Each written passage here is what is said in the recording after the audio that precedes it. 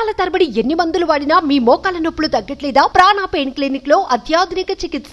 చంద్రబాబు నాయుడు ముఖ్యమంత్రిగా బాధ్యతలు స్వీకరించిన తర్వాత అధికారులను ఉరుకులు పరుగులు పెట్టిస్తున్నారు.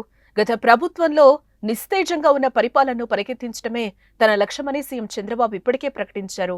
అందులో భాగంగా పేదలకు ఇవ్వాల్సిన టిడ్కో ఇళ్లపై ఆయన దృష్టి సారించారు.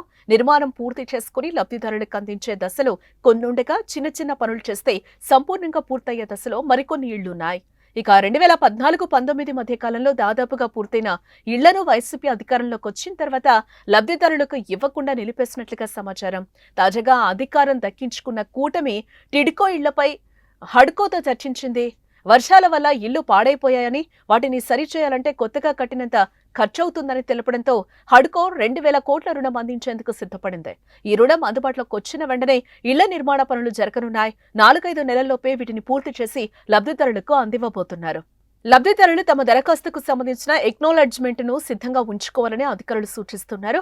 కొత్త ప్రభుత్వం ఏమైనా మార్గదర్శకాలు రూపొందిస్తుందా అనే విషయాన్ని తెలుసుకుని వీరంతా తమ తమ పరిధిలోని ప్రభుత్వ కార్యాలయాలను సంప్రదించాలని చెప్తున్నారు. రాష్ట్ర వ్యాప్తంగా 1.17 లక్షల ఇళ్ల నిర్మించాల్సింది. దీనికి 5,000 కోట్లు అవసరమవుతుందని అంచనా. ప్రస్తుత ప్రభుత్వం దగ్గర 1,300 కోట్లున్నాయి.